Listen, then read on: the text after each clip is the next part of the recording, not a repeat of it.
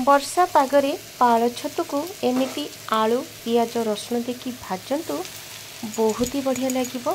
सज भात हो कि पखाल भात हो आपको खाइबे मजा आसीज। चलते देखने ना प्रोसेस।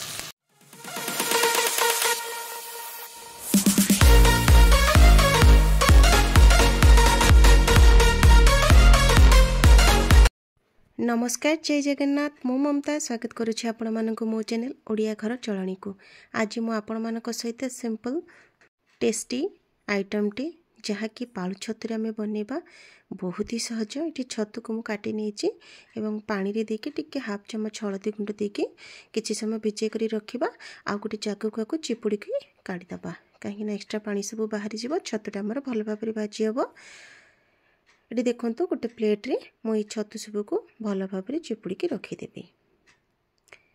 कड़ी पूरा गरम हो सारा पर ही आम आमर सोरिष तेल कि आपण मैंने जो तेल यूज करुवे तेल देदेवे। आ छतु को पकईकि लुण हलदी गुंद टिके लंका गुंड देके भाजीदेवे पूरा कुड़मुड़िया करके। ये कड़ई रे तेल जीरा देदेबा। ये देखो छतुटा पूरा बढ़िया भाव भाजी रखीदे। जीराटा जितेबाला पूरा फुटीज से कंचा लंका ऐड करवा। आपण मैंने जी कंचा लंका खाऊे राग ना तो सुखिला लंका दे पारे। तो ये लंकाटा भल भाव भाजी गला आलू को सरू सरू करके काटी नहीं। दुईटी आलू को आपण मैंने जी इच्छा करुवे से अनुसार ऐड करेंगे। आउ दुईटी बड़ साइज्र पियाज रसुण किसी को चुन चुन करके काटी यही आलू भजारे पकईदेवे। जितेबाला पियाज देखिए पियाजटा पोड़बनी और टेस्ट बहुत ही बढ़िया लगे। आ फाळे टमाट को देदेबा चुन चुन करके। आपण मानक पसंद उपर निर्भर करे। आपण जदि पसंद करनथि टमाट देबेनी किंतु टमाट पकाइले टेस्टटा भल आसे।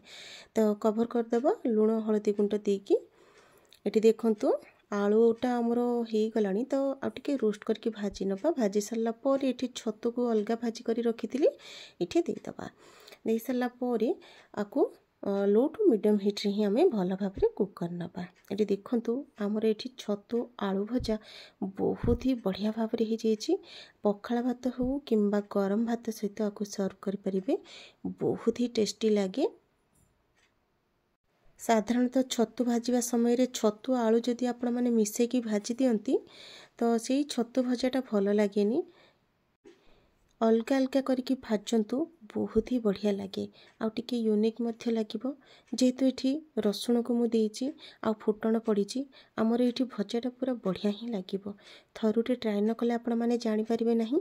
तो निहाती भावे मु आपण मानकु सजेस्ट करी यही छतु भजा को थरे घरे बनातु। परिवार समस्त को दिंतु। केमिति कौन लगिला मते कमेंट रे जणांतु। वीडियोटी को फुल वॉच करंतु। भल लगिले लाइक कमेंट शेयर करके जिबे। आउ नुआ थिले मो चैनल को निहाती भावे सब्सक्राइब करिवे। एमिति नुआ नुआ रेसिपी देखिबा पई मो वीडियो सहित बने रही थांतु। रहिले नमस्कार, जय जगन्नाथ। पुणी देखाबो आ गोटे वीडियो सह।